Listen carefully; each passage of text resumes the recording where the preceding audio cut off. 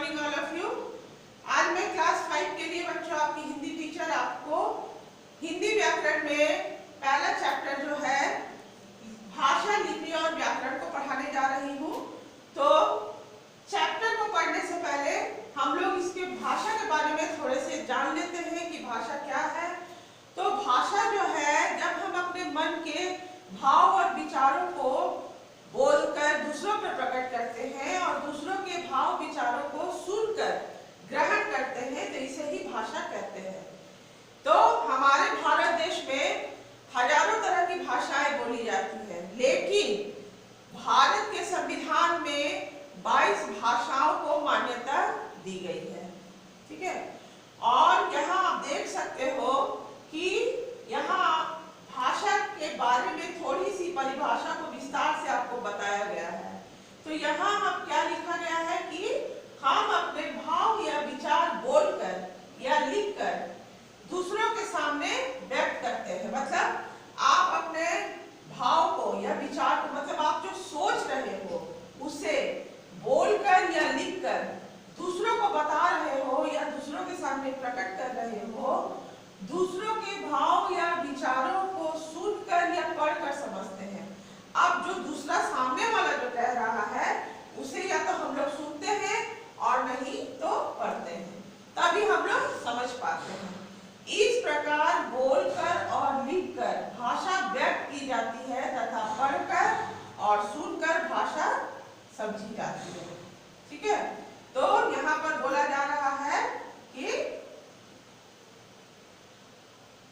बोलकर और लिखकर, क्या बोला जा रहा है? बोलकर और लिखकर भाषा को हम लोग बताते हैं, दूसरों पर प्रकट करते हैं और सामने वाला पढ़कर और सुनकर भाषा को समझता है। अब आप यहाँ देखो कि बहुत छोटी सी परिभाषा यहाँ भाषा की दी गई है। क्या लिखा गया है? भाव और विचारों के आदान प्रदान के समर्थ माध्यम को ही भाषा कहते हैं। ये बहुत छोटा सा ही परिभाषा है बच्चों, लेकिन आपको विस्तार से जानना है कि भाषा क्या है। तो यहाँ जो आपको दिया गया है, आप इसको अच्छे से ध्यान से पढ़ोगे तो आपको बहुत अच्छे से समझ में आएगा कि भाषा क्या है। अब यहाँ देखो क्या लिखा गया है कि भाषा के भेद। तो भाषा के कितने भेद होते हैं? यहाँ भाषा के 3 भेद होते हैं। ठीक है, क्या क्या है? पहला है मौखिक भाषा, दूसरा है लिखित भाषा और तीसरा है सांकेतिक भाषा। ये 3 भेद हैं भाषा के। तो सबसे पहला जो भेद है मौखिक भाषा, इसके बारे में हम लोग जानेंगे कि मौखिक भाषा क्या है। अब आप यहाँ देखो, मौखिक भाषा की यहाँ परिभाषा दी गई है। क्या बोला जाता है? जब हम बोलकर अपने विचार प्रकट करते हैं, ठीक है, आप बोलकर अपने मन की बात को दूसरों के सामने प्रकट कर रहे हैं या सुनकर दूसरे के विचार को समझते हैं, मतलब सामने वाला आपके विचार को सुनकर समझ रहा है, तो उस भाषा को मौखिक भाषा कहते हैं। उदाहरण के लिए होता है टेलीफोन पर बात करना। जब हम लोग टेलीफोन पर बात करते हैं तो आप बोल रहे हो, सामने वाला दूसरी तरफ से सुन रहा है, और जब सामने वाला आपकी बात का उत्तर दे रहा है तो आप उसे सुन रहे हो। तो इस प्रकार क्या हो रहा है? बातों का आदान प्रदान चल रहा है। यह है मौखिक भाषा। इसके बाद दूसरा जो भेद है यह है लिखित भाषा। ठीक है, लिखित भाषा क्या है? मौखिक भाषा के लिखित रूप को लिखित भाषा कहते हैं। मौखिक भाषा मतलब जो आप बोल रहे हो, आपके अंदर जो विचार है उसको अगर आप किसी कागज पर लिखते हो तो वो क्या हो गया? वो लिखित रूप हो गया है। और इसी लिखित रूप को क्या कहते हैं? लिखित भाषा कहते हैं बच्चों। इसके बाद हम लोग तीसरा जो भेद है, तीसरे भेद पर आएंगे। ठीक है, तीसरा भेद आप यहाँ देख सकते हो। तीसरा भेद क्या है? तीसरा भेद है सांकेतिक भाषा। अब ये सांकेतिक भाषा क्या है? क्या लिखा गया है? जब हम अपने भाव को संकेतों के माध्यम से व्यक्त करते हैं तो उसे सांकेतिक भाषा कहते हैं। मतलब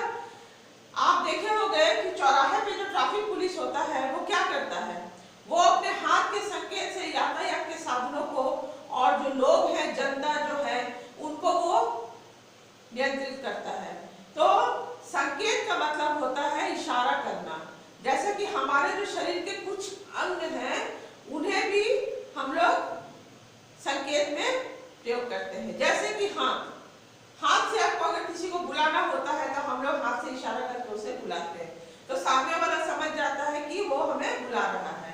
या आपको आंख का भी आप उपयोग कर सकते हैं, आंख से भी संकेत किया जाता है। तो शरीर के कुछ अंगों का उपयोग सांकेतिक भाषा के लिए किया जाता है। तो यहाँ वही कहा जा रहा है कि जब हम अपने मन के भाव को संकेतों के माध्यम से व्यक्त करते हैं तो उसे सांकेतिक भाषा कहते हैं। लेकिन सांकेतिक भाषा को व्याकरण में मान्यता नहीं मिली है। क्यों नहीं मिली है? क्योंकि हम हर बात को संकेत के द्वारा नहीं कह सकते हैं। जिस तरह से मौखिक भाषा में आप हर बात को मुंह से कह सकते हैं और लिखित भाषा में आप हर बात को लिख सकते हैं, लेकिन सांकेतिक भाषा में आप हर बात को संकेत से, इशारे से नहीं कह सकते। इसी कारण इस व्याकरण में इसे मान्यता प्राप्त नहीं है। वही चीज को बोला जा रहा है, सांकेतिक भाषा के द्वारा हम अपने विचारों को पूर्ण रूप से स्पष्ट नहीं कर पाते, पूरी तौर से हम उसे स्पष्ट नहीं कर पाते हैं, इसीलिए इसे व्याकरण में मान्यता प्राप्त नहीं है। अब यहाँ क्या है? राष्ट्रभाषा। राष्ट्रभाषा आपको पता है, आप भारत के रहने वाले हो, भारतवासी हो, तो यह राष्ट्रभाषा के बारे में क्या बताया जा रहा है? किसी राष्ट्र के संपूर्ण क्षेत्र में प्रयुक्त होने वाली भाषा को राष्ट्रभाषा कहते हैं। मतलब किसी राष्ट्र, आप भारत देश में रहते हैं, हम लोग भारत देश में रहते हैं, हमारे भारत देश का जो पूरा संपूर्ण क्षेत्र है वहां पर जो भाषा प्रयुक्त होती है, मतलब उसका उपयोग किया जाता है, उसे ही राष्ट्रभाषा कहते हैं। यही भाषा संपूर्ण राष्ट्र में विचार विनिमय का मुख्य साधन होती है। विचार विनिमय मतलब ऑफिशियल वर्क बोलिए या आप व्यापार कहिए, इस सब में ये राष्ट्रभाषा का प्रयोग किया जाता है। स्वतंत्रता के पश्चात हिंदी को राष्ट्रभाषा बनाने का संकल्प हमारे देश के राजनेताओं ने लिया था। हमारे देश के राजनेताओं ने क्या संकल्प लिया था? हिंदी को राष्ट्रभाषा का स्थान देने के लिए। क्यों हिंदी को ही राष्ट्रभाषा का स्थान क्यों दिया गया? और भी तो बहुत सारी भाषाएं भारत में बोली जाती थी, उनको जगह क्यों नहीं दी गई? लेकिन हिंदी को हमारे संविधान में स्थान दिया गया है राष्ट्रभाषा के रूप में, क्योंकि हमारे भारत देश में हिंदी बोलने वालों की संख्या सबसे अधिक है। इसी कारण हिंदी को संविधान में राष्ट्रभाषा का स्थान दिया गया। और इसका संकल्प किसने लिया? इसका संकल्प हमारे देश के जो राजनेता लोग थे उन्होंने लिया था। ये सभी के सहमति से इसे राष्ट्रभाषा का स्थान दिया गया। इसके बाद आप देखो लिपि। जब आप भाषा को जाने बच्चों, तो भाषा से संबंधित लिपि को जानना बहुत जरूरी है। आपको ये जानना जरूरी है कि आप जो हिंदी पढ़ते हो, हिंदी बोलते हो, हिंदी की लिपि है क्या? वो हिंदी आई कहाँ से? तो ये जानना बहुत जरूरी है, जिसके लिए अभी हम लोग लिपि को पढ़ने जा रहे हैं। लिपि किसी भी भाषा को लिखने के लिए संकेत चिन्हों की निर्धारित व्यवस्था को लिपि कहते हैं। मतलब मान लीजिए आप हिंदी लिख रहे हैं, हिंदी को लिखने के लिए क्या है कि आपको कुछ चिन्ह दिए गए हैं, कुछ संकेत, कुछ मात्राएं दी गई हैं और उनको एक क्रम में सजाया गया है, तभी आप उससे क्या लिखें, उससे आप हिंदी की निर्माण उसका किए हैं। हिंदी, गुजराती, मराठी, संस्कृत भाषाएं देवनागरी लिपि में लिखी जाती है। पंजाबी भाषा की लिपि गुरुमुखी है और अंग्रेजी रोमन लिपि में लिखी जाती है। ठीक है, तो यहाँ आप देखो कुछ भाषाएं दी गई है यहाँ। जैसे पहला है हिंदी, फिर गुजराती, फिर मराठी और संस्कृत। तो यहाँ चार जो भाषाएं हैं उनकी लिपि क्या है? उनकी लिपि है देवनागरी। और पंजाबी भाषा उसकी लिपि है गुरुमुखी। मैं यहाँ आपको दिखा दे रही हूँ, आप देखो मैं अंडरलाइन कर रही हूँ। ये चारों भाषा जो है यहाँ पर, इसकी लिपि है देवनागरी और पंजाबी भाषा की लिपि है गुरुमुखी और अंग्रेजी की लिपि है रोमन।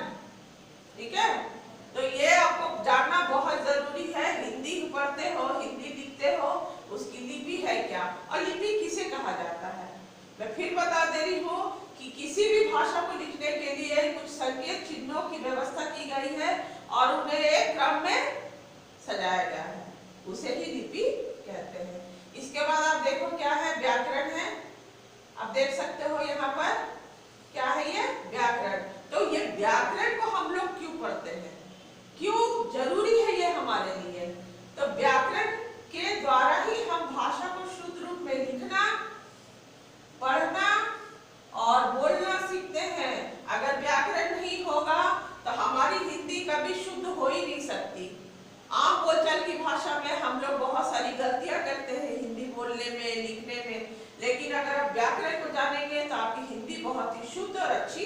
होगी। व्याकरण के नियमों के कारण ही भाषा सही और सुंदर स्वरूप प्राप्त करती है। अभी मैं बताई हूँ कि व्याकरण हमारे लिए, हम सभी के लिए बहुत ही जरूरी है, क्योंकि व्याकरण में कुछ नियम होते हैं जिसके कारण भाषा सही और सुंदर स्वरूप प्राप्त करती है। ठीक है, अब यहाँ देखो भाषा व्याकरण की जो परिभाषा दी गई है क्या है? भाषा के शुद्ध रूप और सही प्रयोग का ज्ञान कराने वाले शास्त्र को व्याकरण कहते हैं। यही है, ठीक है ना।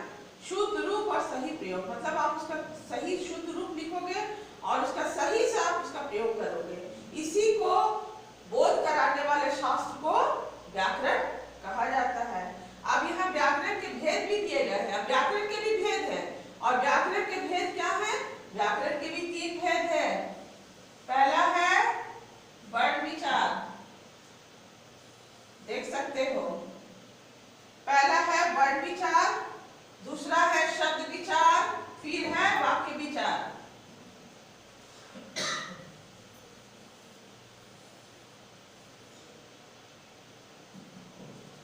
तो 3 भेद जो व्याकरण की, क्या वर्ण का मतलब क्या है? वर्ण है जैसे अ आ क ख, ये वर्ण होते हैं, ठीक है। स्वर्ण वर्ण, व्यंजन वर्ण, ये वर्ण हो गए। फिर वर्ण को आप जोड़ेंगे तो क्या बनेगा? शब्द बनेगा। जैसे क ल कल, ठीक है। आप 2 वर्ण को लिए, 2 वर्ण को आप जोड़े तो वो एक शब्द बन गया कल। न ल नल, शब्द बना। अब शब्दों को जब आप जोड़ेंगे तो वो वाक्य बन जाएगा। जैसे राम नल पर नहा रहा है, ये एक शब्द बना, वाक्य बना, ठीक है। तो वर्ण से शब्द और शब्द से वाक्य की रचना होती है। तो इसीलिए व्याकरण को 3 भागों में बांटा गया है, ठीक है ना बच्चों।